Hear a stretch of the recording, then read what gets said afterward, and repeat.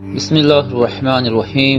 یا نبی سلام علیکہ، یا رسول سلام علیکہ۔ والدین کے ساتھ حسن سلوک کے حوالے سے ہمارے ساتھ تشریف فرمائے ہم سب کے پیارے حضرت علامہ مولانا مفتی سلمان احمد اظہری صاحب۔ السلام علیکم ورحمۃ اللہ وعلیکم وبرکاتہ۔ السلام ورحمۃ اللہ تعالیٰ وبرکاتہ۔ مزاج گرامی بخیر؟ الحمدللہ۔ وہ سب ٹاپک آج کا بھی بڑا اہم ہے، اور والدین کے ساتھ حسن سلوک، مجھے لگتا ہے کہ بندہ یہ شعور بعض اوقات تب ملتا ہے اس کو کہ جب وہ خود والدین بن جاتا ہے، پھر وہ دیکھتا ہے میرے بچے میرے حقوق ادا کر رہے ہیں کہ نہیں، اب میں والدین بن چکا ہوں۔ بھائی آپ اس وقت جانتے کہ جب آپ کے والدین حیات تھے، جب آپ کے والدین کو آپ کی ضرورت تھی، اس وقت آپ یہ بات جانتے ہیں نا کہ میرے والدین کے مجھ پر کیا حقوق ہیں، کس طریقے سے انہوں نے مجھ پر رحم کیا بچپن میں، کتنی مہربانی کی، کس طریقے سے انہوں نے ہمارے ساتھ شفقتیں کی۔ ناظرین کرام، یہ تو آپ کو اس وقت غور کرنا چاہیے تھا، بہرحال ابھی بھی وقت نہیں گزرا۔ آئیے مفتی صاحب سے جانتے ہیں، جن کے والدین حیات ہیں یا دونوں میں سے کوئی ایک بھی حیات ہے، اس کے پاس موقع ہے، وہ یہ جان سکتا ہے کہ کیا والدین کے حقوق ہیں، قرآن کیا تعلیم دیتا ہے، احادیث طیبہ سے ہمیں والدین کے ساتھ اس سلوک کے حوالے سے کیا روشنی ملتی ہے۔ آج علم کا خزانہ ملنے والا ہے۔ آئیے بڑھتے ہیں مفتی صاحب کی طرف۔ مفتی صاحب، ماں باپ جن کی وجہ سے ہم دنیا میں آئے، جن کی وجہ سے ہمیں زندگی ملی، جو ہمارے آنے کا سبب بنے، ان کے ساتھ کیا ہمارا سلوک ہونا چاہیے، قرآن کیا تعلیم دیتا ہے؟ میں چاہوں گا آغاز یہاں سے ارشاد فرمائیں۔ الحمدللہ وکفی وسلام علی حبیبہ المصطفی، اما بعد فاعوذ باللہ من الشیطان الرجیم، بسم اللہ الرحمن الرحیم، اللہم صل علی سیدنا محمد وآلہ واصحابہ وبارک وسلم صلاۃ دائمۃ سرمدا ابدا۔ دیکھیں، والدین ہم سب کی زندگی کا وہ عظیم حصہ ہے کہ ان کے بغیر دنیا میں ہمارا وجود ہی نہیں ہے۔ وہ ہمیں یہاں تک لانے کا سب سے بڑا ذریعہ ہے، تو صرف اور صرف اس لیے نہیں ہے کہ انہوں نے پیدا کیا ہے یا ان سے ہم پیدا ہوئے ہیں، بلکہ ہر لمحے میں ان کی محنت شامل ہے، اور ان کا ایسا احساس ہمارے ساتھ زندگی بھر قائم رہتا ہے کہ اس کو جدا نہیں کیا جا سکتا۔ صحیح۔ اب رہی بات اخلاق کے متعلق، آپ بتا رہے ہیں کہ والدین کے ساتھ کیسا سلوک ہو، تو میں شروع میں ہی یہ بات عرض کر دیتا ہوں کہ والدین کی اگر آپ عمروں کے اعتبار سے جائیں تو میں دو کیٹیگری میں رکھتا ہوں، صحیح۔ جوان والدین اور بوڑھے والدین، دونوں میں فرق ہے۔ ہر بچہ اپنے جوان ماں باپ کی بات مانتا ہی ہے، اس کی وجہ یہ ہے کہ باپ جوان ہے، طاقتور ہے، اور بچہ چھوٹا ہے، کمزور ہے، تو کمزور طاقتور کی مانتا ہی ہے، ڈرا ہے، سہما ہے، ابھی اس کے پاس اختیارات بھی نہیں ہے، بہت اچھا، اسی باپ کے بھروسے چل رہا ہے۔ اور ایک ہے کہ باپ اور ماں بوڑھے ہو گئے اور یہ جوانی پر آ چکا ہے، اب اختیارات اس کے ہاتھ میں ہے۔ اب قرآن کا اسلوب دیکھیے، قرآن نے جو کہا ہے وَقَضَىٰ رَبُّكَ أَلَّا تَعْبُدُوا إِلَّا إِيَّاهُ وَبِالْوَالِدَيْنِ إِحْسَانًا۔ تمہارے رب نے یہ فیصلہ فرمایا، حکم فرمایا ہے کہ رب کے ساتھ کسی کو شریک نہیں کرو گے، اس کے علاوہ کسی کی عبادت نہیں کرو گے، اور والدین کے ساتھ اچھا سلوک کرو گے۔ اب آگے کی بات دیکھیں، اما یبلغن عندک الکبر احدہما او کلاہما فلا تقل لہما اف۔ اب یہاں پر ہے، ان میں سے ایک یا دونوں بڑھاپے کو پہنچ جائیں تب ان کو اف تک نہ کہو۔ اب اخلاق جو مانے رکھتے ہیں اسی وقت کے کہ جب وہ بوڑھے ہو گئے ہوں اور تم جوان ہو۔ صحیح صحیح۔ اب یہاں پر وہ بچے جو اپنے ماں باپ کے ساتھ حسن سلوک کی بات کر رہے ہیں نا، جو جن کے ماں باپ جوان ہیں، پاورفل ہیں، اختیارات ہیں، تو تم تو ڈرے ہوئے ہو ان سے، بہت کمال بات، واہ، ڈرے ہوئے ہو، تم ان پر ڈیپینڈ ہو۔ بہت سارے معاملات بغیر تو ان کے چاہے تمہارے ہوں گے نہیں، تمہارے اخراجات نہیں نکلتے، لیکن کمال کا مؤدب انسان وہ کہلاتا ہے جب اس کے ماں باپ ریٹائرڈ ہو چکے، بیمار ہو چکے، بوڑھے ہو چکے، اور سارے اختیارات تمہارے ہاتھ میں آ چکے، گھر تم چلا رہے ہو، سیلری تمہارے پاس آتی ہے، انکم تمہارے پاس ہے، اس وقت تم اپنے ماں باپ کا کیسا ادب کرتے ہو یہ دیکھا جائے گا۔ اللہ اکبر۔ اور یہی زندگی کے سب سے بڑے چیلنجز میں سے ہے، ہائے ہائے، اس میں سے بہت سارے فیل ہو جاتے ہیں، بہت سارے پھسل جاتے ہیں۔ جوانی میں تو انہوں نے اخلاق دکھائے جب ان کے ماں باپ جوان تھے، لیکن جب وہ بیمار ہو گئے، بڑھاپے کو آئے، تب اچھے اچھے لوگ اخلاق نہیں دکھاتے۔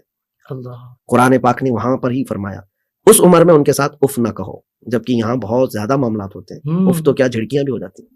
اللہ، ولا تنہرہما، رب فرماتا ہے ان کو جھڑک کر بات نہ کرو، وقل لہما قولا کریما، اور ان سے نرم بات کیا کرو، واخفض لہما جناح الذل، رب تعالیٰ فرماتا ہے ان کے لیے بازوؤں کو بچھا دو، ان کے لیے بازوؤں کو بچھا دو۔ یہ اخلاق جو بھی والدین کے ساتھ دکھانا ہے کسی بھی نوجوان کو، جی، یہ اس وقت کی ہے جب وہ بوڑھے ہو چکے ہوں، کمزور ہو چکے ہوں، اس وقت تمہارے اخلاق دیکھے جائیں گے، اور خاص طور پر اس وقت جو ہے انسان کی برداشت کی طاقت بھی دیکھی جائے گی، کہ بوڑھوں کو برداشت کرنا اور ہے، بچوں کو برداشت کرنا اور ہے۔ بچے کو ہر باپ برداشت کر لیتا ہے، اس کے نخرے برداشت کرتا ہے، اس کی گندگیاں برداشت کرتا ہے، لیکن بوڑھوں کے لیے برداشت کرنا انسان کے لیے چیلنج ہے۔ اب وہاں پر تمہارا حسن سلوک دیکھا جائے گا، وہیں سے پتہ لگے، وہیں سے پتہ چلے گا۔ اللہ، اور یہاں پر حدیث پاک ہے، حضرت ابو ہریرہ رضی اللہ تعالیٰ عنہ سے روایت ہے حضور پاک صلی اللہ علیہ وسلم نے 3 مرتبہ فرمایا کہ اس انسان کی ناک خاک آلود ہو، اس انسان کی ناک خاک آلود ہو، 3 بار فرمایا، جس نے اپنے ماں باپ کو بڑھاپے میں پایا اور جنت میں داخل نہیں ہو سکا۔ اللہ اکبر۔ یعنی مطلب یہ ہے کہ جو بندہ اپنے ماں باپ کو بڑھاپے میں پایا جنت کے، وہ بہت قریب جا چکا ہے، ہائے ہائے ہائے، بہت قریب جا چکا ان کو راضی کر لیا ان یا کو راضی راضی رکھا یا خدمت کر لی تو جنت ہے اس کی۔ جنت ہے اس کی، ہائے ہائے۔ اس پر نعمتوں کی بارشیں ہیں۔ ایسا بدنصیب انسان ہے جو اپنے والدین کو کھو دیا۔ میں بتاتا ہوں بہت سارے لوگ آج میری اس گفتگو کو سن رہے ہوں گے، میں خود تنہائی میں کبھی کچھ واقعات ایسے ہیں زندگی میں ہمارے پاس جو آئے ہوئے ہیں، ہے تو دوسروں کی لیکن میرے آنکھوں سے نکل جاتی ہے، جذبات کے آنسو ہیں، کہ وہ لوگ آج تڑپ تڑپ کر کے کہتے ہیں کاش میری ماں زندہ ہوتی، کاش میرا باپ زندہ ہوتا، کہ میں ان کی حیات میں ان کے ساتھ وقت نہیں بتا پایا، ان کے ساتھ حسن سلوک نہیں کر پایا۔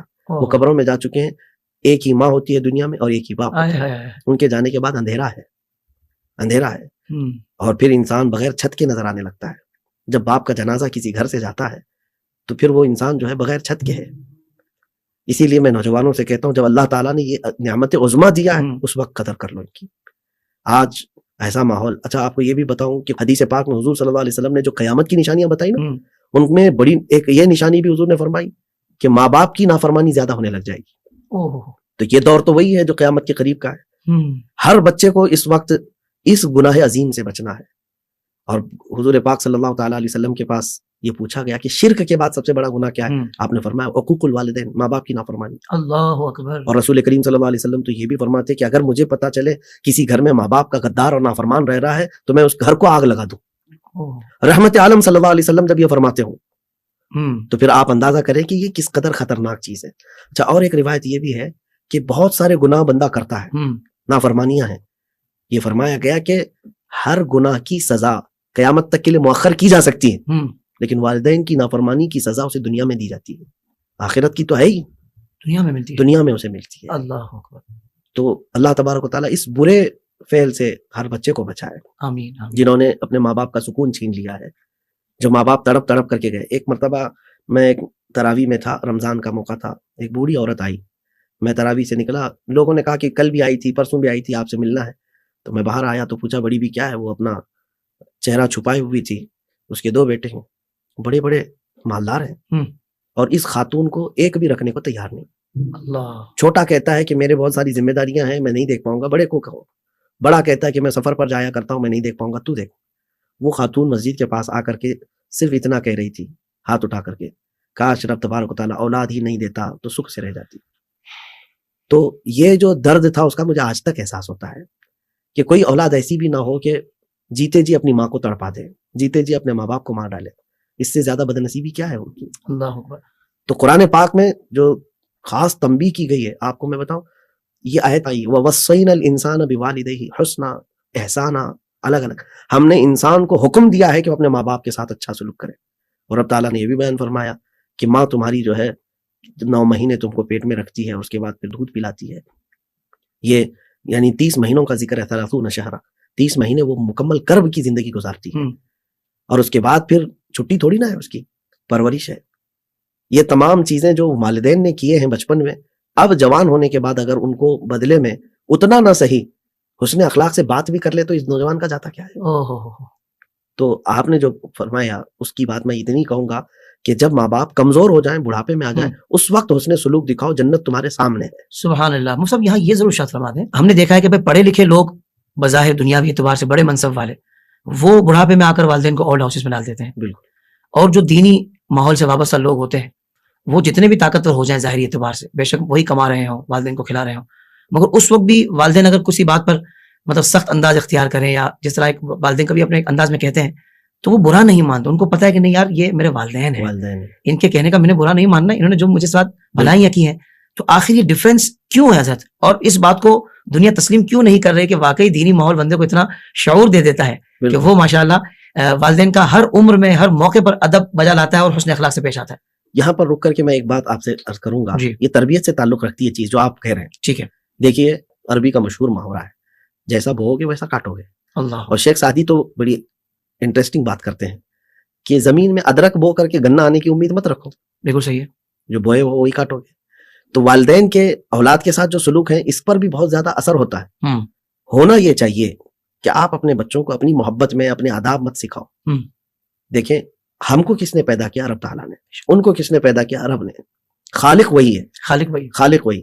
تو بچوں کے متعلق فرمایا گیا کہ آپ ان کے دلوں میں اللہ اور اس کے رسول کی محبت ڈالتے جاؤ, محبت ڈالتے جاؤ, اور بدلے میں رب تبارک و تعالیٰ تمہاری محبت ان کے دل میں ڈالے. کیا خوبصورت بات ہے, واہ واہ. پھر بچہ جو ہے, میں نے دیکھا یہ زندگی میں کہ چاہے وہ جتنی بھی عمر کے اس کے باپ ہو جائے, اور نوجوان یہ کسی بھی منصب کا ہو جائے, وہ سر جھکائے کھڑا رہتا ہے. سبحان اللہ, سبحان اللہ. مجال نہیں ہوتی اس کی. میں نے میرے والد گرامی کو دیکھا, عالم دین, اور ہماری تربیت انہوں نے دینی ماحول میں کی. میرے بڑے بھائیوں میں ایسے کہ وہ نانا اور دادا بھی ہو چکے ہیں. اچھا, ماشاء اللہ. اب والد گرامی جو ہے 75 سال کی عمر کے قریب اور ڈائلیسس پر جب تھے, تو اس وقت بھی میں نے دیکھا بستر پر وہ مرض کی حالت میں سوئے ہوں, لیکن ہم میں سے کسی کی مجال نہیں کہ سر اٹھا کر کے بات کریں. وہ ایک غائبانہ طور پر رعب دل پر پڑا رہتا تھا کہ باپ ہے, وہ چاہے وہ کمزور ہو کہ بیمار ہو, وہ باپ ہے. ہمارے گھر کا بھی ماحول یہ تھا کہ جب تک وہ نہ کھائیں تو کوئی دسترخوان پہ نہیں بیٹھتا تھا. ان کی بیماری کے عالم میں تو ہم تو بہت ساری چیزیں کھانے ہی چھوڑ دیے تھے کہ نہیں ابا نہیں کھا رہے تو ہم کیا کھائیں گے. کیا بات ہے. تو یہ چیزیں انہوں نے ہمیں سکھائی تو نہیں ہے کہ میں نہیں کھاؤں گا تو بھی نہیں کھانا. ہم یہ دیکھ رہے ہیں کہ یہ اخلاق یا ان کے ساتھ حسن سلوک ہم کو کس نے سکھایا؟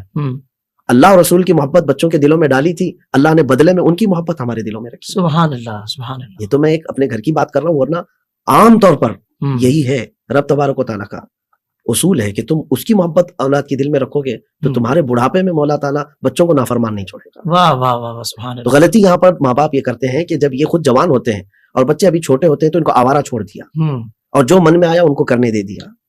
اس وقت تمہارے پاس کنٹرول تھا, تم اگر ان کو مارتے بھی تو وہ اتنا برا نہیں سمجھتے. اس وقت تم ان کو روکتے بھی تو اتنا برا نہیں سمجھتے, کیونکہ تمہارا پاور تھا اور وہ بچے تھے, اور ان کو بار بار اللہ رب العزت کا خوف دلاتے, وہ مان لیتے.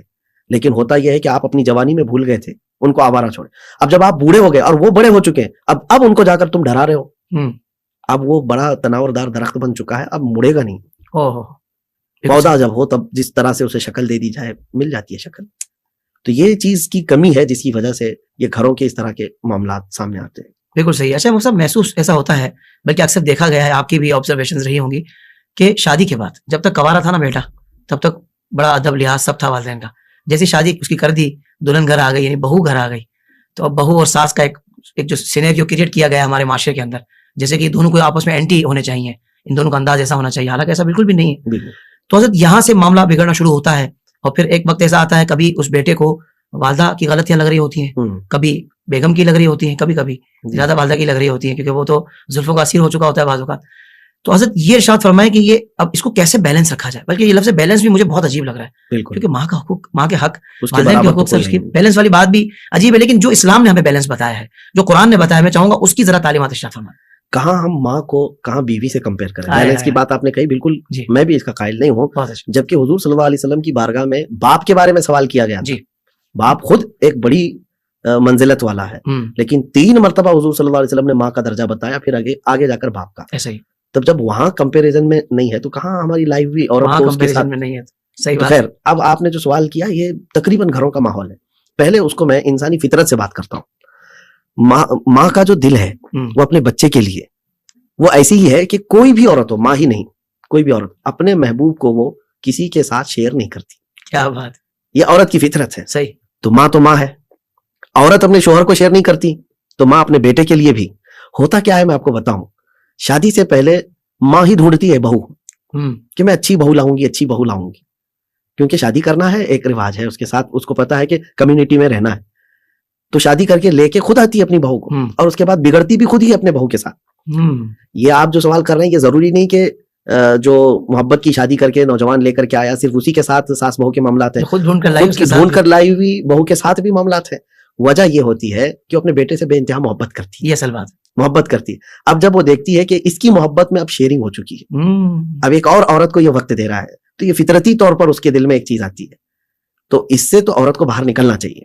صحیح. عورت کو جب تم خود اس کے لیے ڈھونڈ کر کے لائی ہو تو تمہارا بیٹا اپنی بیوی کے لیے تھوڑا وقت تو دے گا, دل بڑا کرنا ہوگا. اب یہاں پر آپ بیلنس کی بات کر رہے ہیں, اس پر ہم آتے ہیں کہ نوجوان کی ذمہ داری بہت بڑی ہے. بلکہ میں تو بسا اوقات اپنی تقریر میں کہتا بھی ہوں کہ وہ بیچارہ رکشہ بن جاتا ہے 3 ٹائر والا. 3 ٹائر والا جو رکشہ ہے وہ بنتا ہے.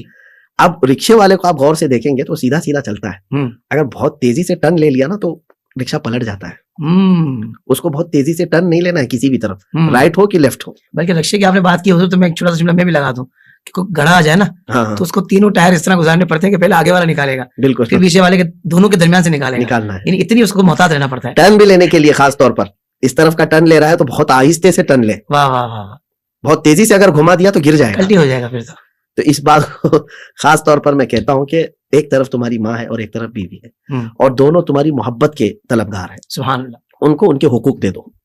माँ के साथ वक्त गुजारने में भी कोई कमी ना आए और बीवी के हुकूक में अदायगी में भी कोई कमी ना आए। सही। तो ये अगर वो मेंटेन कर लेता है तो ये सारा क्लैश खत्म हो जाता है। चंद दिनों की बात है। अब उन नौजवानों को जो ये लगता है कि माँ बार बार झिक झिक करती है, किट किट करती है, मेरी बीवी को बर्दाश्त नहीं कर पाती, उस नौजवान से मैं कहता हूँ मेरे अजीज, थोड़े दिनों की बात है, थोड़े दिनों की बात है, यूं ही उनका बुढ़ापा आ चुका है, उनको सुकून की सांसें चाहिए। अगर वो किसी को बोल करके दिल हल्का कर सकती हैं तो तुम्हारे बजाय किसको बोलेंगी? क्या बात है मुफ्ती साहब, वाह वाह वाह। क्या तुम अपने आप को इतना भी लायक नहीं समझते कि मेरी माँ के लिए कोई सख्त जुमला सहने के काबिल उसकी औलाद नहीं तो और कौन हो सकता है? हाय हाय हाय। खुशी से तस्लीम कर लो। फिर जिस दिन माँ का जनाजा चला जाता है तो फिर तुम तमन्ना करते रहोगे कि कोई डांटने वाला तो हो मुझे, कोई नहीं रह जाता फिर, क्योंकि हर कोई तुमसे डर रहा होता है। बड़े इतने हो चुके हो कि कोई नसीहत करने वाला नहीं है, वो सिर्फ माँ है, डराती भी अपने बच्चों को, बाप है जो कान भी पकड़ सकता है। हमने देखा है कि बाद में एहसास होने लगता है कि कोई तो डांटने वाला होना चाहिए था, कोई डांटने वाला होना चाहिए था। ओहो। तो माँ बाप के जाने के बाद इस चीज की तमन्ना करना फिर बेसूद है।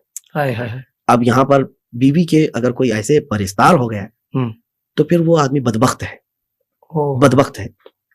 यहाँ पर बहुत सारे लोग क्या कहते हैं कि इसको ऐसे एंगल से बयान करते हैं जैसे कि बीवी को देखना ही नहीं है, सिर्फ माँ को देखना है। ऐसा भी नहीं है, बल्कि दोनों के हुकूक जो इस्लाम ने दिए वो पूरे अदा करो। सुभान अल्लाह, सुभान अल्लाह। इतनी बात का ख्याल रखो कि तुम्हारी माँ के दिल पर कोई बात ऐसी ना गुजरे कि उसको ठेस पहुंच जाए। बहुत प्यारी बात। ये चीज मिलती है जमाने नबवी में। माशाअल्लाह। एक शख्स आया हुजूर सल्लल्लाहु अलैहि वसल्लम की बारगाह में, कहा कि फलां बंदा है जो आपके पीछे नमाज पढ़ता है, लेकिन वो बिस्तर मर्ग पर आ चुका है, यानी इंतकाल का वक्त करीब है और उससे कहा जा रहा है ला इलाहा इल्लल्लाह, तो वो कह नहीं पा रहा है। हुजूर पाक सल्लल्लाहु अलैहि वसल्लम ने फरमाया क्या वो अपनी जिंदगी में ये कहता था? कहा हाँ बिल्कुल कहता था, कलमा पढ़ता था, लेकिन मौत के वक्त वो नहीं पढ़ पा रहा है। हुजूर पाक सल्लल्लाहु अलैहि वसल्लम खुद तशरीफ ले गए, तो जा करके पूछा इसके घर में कौन कौन है? कहा बीवी है और माँ है। पहले माँ को बुलाओ।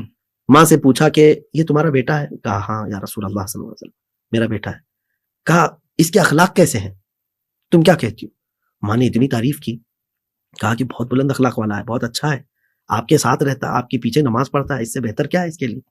अखलाक की तो माँ ने तारीफ की। हुजूर ने पूछा तुम भी राजी हो? तो उस खातून ने कहा या रसूल अल्लाह मैं राजी नहीं हूं इससे। अल्लाह अकबर। मैं इससे राजी नहीं हूं। वजह क्या थी? रसूल पाक सल्लल्लाहु ताला अलैहि वसल्लम ने पूछा तो खातून कहती है मेरा अकलौता बेटा है, नाजों से पाला है इसको, नजरों से गायब होने नहीं देती, और जब ये जवान हुआ तो इसकी मर्जी से, इसकी खुशी के एतबार से बहू ले आई, लेकिन जब से ये शादी करके घर लाया अपनी औरत को, बातें होती हैं कभी भी तो अपनी बीवी की बात को तरजीह देता है, मेरी बात को हल्का कर देता है। या अल्लाह। मुझे ये ठेस पहुंचती है। और बल्कि वो एक तवील हदीस है कि बचपन में बहुत सारी मशक्कतें जो माँ ने उठाई वो सब बयान किया है।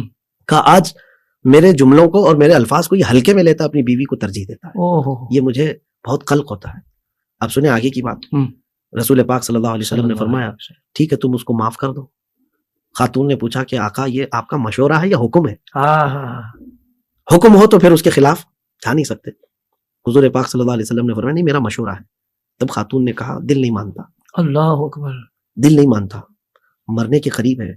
माँ का दिल कभी दुख जाता है ना तो ऐसे भी हालात आ जाते हैं। तो हुजूर पाक सल्लल्लाहु अलैहि वसल्लम ने फरमाया कि इसके लिए लकड़ियां जमा करो, आग लगाओ और डाल दो इसको। माँ ने कहा आका मेरे सामने मेरे बेटे को जलाया जाएगा? आपने फरमाया वहां जलने से बेहतर है यहाँ जले। माँ जब उससे राजी नहीं है तो माँ का दिल पसीज गया, फूट फूट कर रोने लगी। कहा नहीं मैंने सब उसको दिल से माफ कर दिया। अल्लाह। इधर माँ ने इतना ही कहा था, बेटे की जुबान से कलमा तैयबा जारी हुआ। अल्लाह अकबर। मेरे अजीज नौजवानों से मैं कहता हूं कि ये तुम्हारी आखिरत है, सिर्फ दुनिया ही नहीं है, तुम्हारी आखिरत है। अपनी जिंदगी को खुदारा अपने माँ बाप की नाफरमानी में बर्बाद ना करो, बर्बाद ना करो। मैं कई अपने बयानात में इस चीज को भी जिक्र किया हूँ। हाफिज साहब मैं आपको बताता हूँ एक वाकया ऐसा है जो मुझे हिला देता है। मेरे साथ जो पेश आया था, एक बेवा खातून है वो जो घरों के काम करती थी। सही। एक ही बेटा था, औबाश हो गया था, बदमाश हो गया था, जवानी थी, अभी 16-17 साल का रहा होगा। اس خاتون نے آ کر مجھ سے شکایت کی تھی کہ میں اس کا باپ بہت چھوٹی عمر میں انتقال کر گیا ہے, بہت مشکل سے اس کو میں نے پالا ہے, پڑھانا چاہتی تھی, پڑھا بھی لی, لیکن اب ایسا ہو گیا کہ رات بھر اوباشوں کی صحبت میں برباد ہو گیا. میرا دل دکھتا ہے اور میں بیمار ہو چکی ہوں صرف بیٹے کے غم میں, اور زندگی آدھی نکال دی لوگوں کے برتن مانج کر کے, گھروں کے کپڑے دھو کر کے. مجھے یہ بات بہت لگی تھی, تو میں نے سوچا کہ اس کے بیٹے کو بلاؤں. بیٹے کو میں نے بلا کر کے کئی دن تک ساتھ بھی رکھا تھا اور نصیحت کیا تھا. دیکھیے ہمارا کام ہے لوگوں تک پہنچنا, اور باقی ان کے دلوں کو پگھلا دینا یہ رب تعالیٰ کی شان ہے. وہ نوجوان بچہ آج بھی موجود ہے, وہ موجود ہے, اور کئی مرتبہ میں نے اس کا یہ ذکر کیا ہے. وہ رویا میرے سامنے اور کہا میری ماں بیوہ ہے اور بہت کچھ دکھ دیکھے ہیں اس نے, صحیح ہے میں بگڑ گیا تھا, میں توبہ کرتا ہوں, میں جا رہا ہوں کام پر. ہمارے علاقے کا بڑا شہر, وہاں پر کام پر گیا, جاب لگ گئی تھی اور بڑے چاہ کے ساتھ اس نے کام کیا. مہینہ بھر ہوا, پہلی سیلری آئی, پہلی سیلری لے کر کے وہ گھر آیا کہ ماں کو سب سے پہلے دوں گا. کہ اولاد کے سے ماں چاہتی کیا ہے کہ اس کے ہاتھوں کی کمائی کا ایک لقمہ کھا لو. اور جب وہ پہنچا تو گھر پہنچا تو دیکھا اس کے گھر کے اطراف بھیڑ جمع ہے. لوگوں سے پوچھا تو پتا چلا رات کو اس کی ماں کا انتقال ہو چکا ہے. وہ جو اس کی تنخواہ تھی ماں کے قدموں میں رکھ دیا, اور اسی طرح سے اس کا جنازہ اٹھایا گیا. وہ نوجوان تڑپتا ہے آج کہ زندگی بھر میں اپنی ماں کو اپنے کمائے ہوئے ہاتھوں سے ایک لقمہ نہیں کھلا سکا, اور وہ میری ماں لوگوں کے برتن مانج کر کے کپڑے دھو کر کے مجھے کھلاتی رہی. کسی اور کی زندگی میں یہ معاملہ نہ آئے.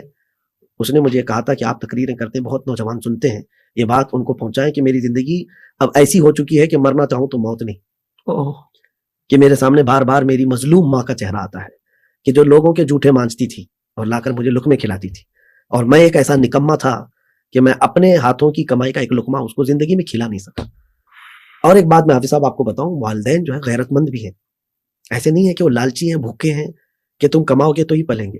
یہ صرف اور صرف ان کا شوق ہے, ورنہ تو زندگی بھر کمایا ہے, کھلایا بھی ہے, اور ان کو پتا بھی ہے گھر چلانا, لیکن صرف ایک آس ہوتی ہے نا, تمنا کہ میرے بیٹے کے ہاتھوں کی کمائی کھاؤں. بس اتنا شوق ہوتا ہے. نوجوانوں سے میں یہی کہتا ہوں کہ جب تک وہ موجود ہیں ان سے جنت خرید لو. سبحان اللہ. اور ایک بہت بڑے بزرگ ہیں, فرماتے ہیں کہ انسان کی زندگی کا سب سے برا دن کب شروع ہوتا ہے پتا ہے؟ بچے جو ہوں گے غور سے سن لیں میری اس بات کو. سب سے برا دن جس دن ماں اور باپ اپنے بیٹے سے بات کرنے میں ڈرنے لگ جائیں, اللہ, اس کا برا دن شروع ہو چکا ہے. اللہ اکبر. کہ میں یہ کہوں گی تو پتہ نہیں بیٹا کیا بولے گا ابھی.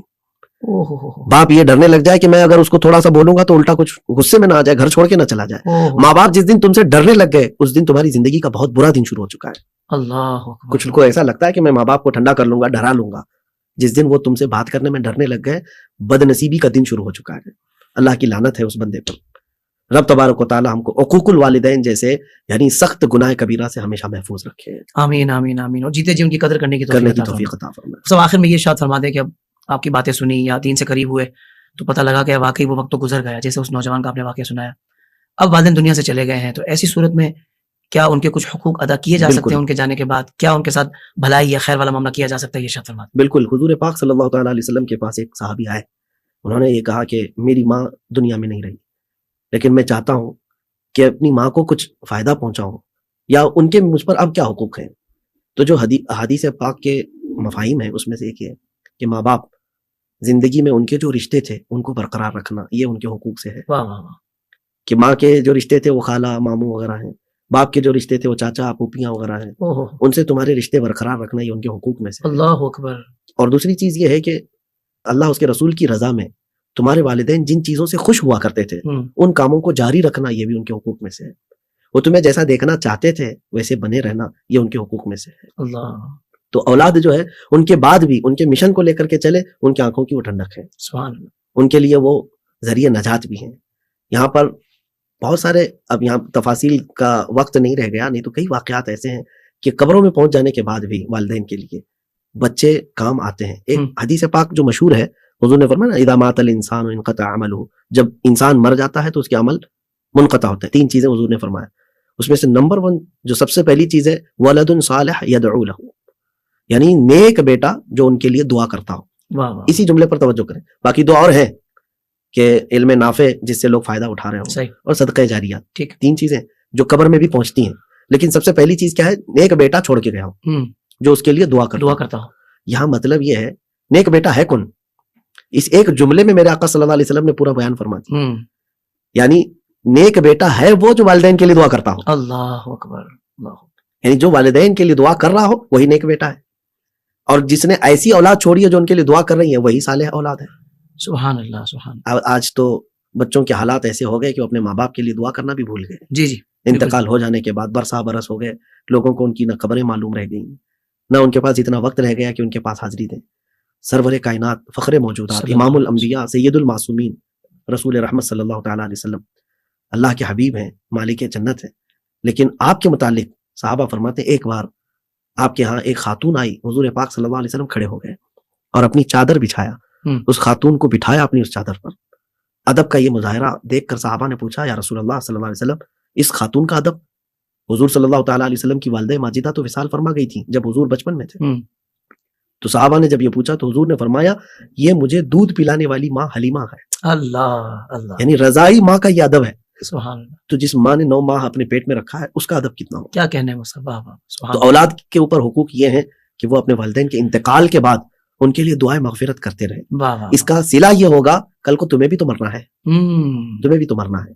आज तुम अपने माँ बाप के लिए दुआ नहीं कर रहे हो तो तुम अपनी औलाद से क्या तमन्ना रखोगे कि तुम्हारी मौत के बाद वो तुम्हारे लिए फातिहा पढ़ेंगी। अल्लाह अल्लाह। और ये तमाम चीजें आप अपने वालिदैन के साथ जो करोगे आपकी औलाद आपके साथ करेगी, बल्कि उससे अच्छा करेगी। सब तबारक व तआला हमें दोनों जगह पर बेहतरीन चीजें अता फरमाए, वालिदैन की खिदमत और नेक औलाद। सुभान अल्लाह। Viewers, Sunni Islamic fact channel को लाइक शेयर और सब्सक्राइब कीजिए और बेल बटन को ज़रूर दबाएं ताकि आपको हमारे सभी वीडियोज़ मिलते रहे।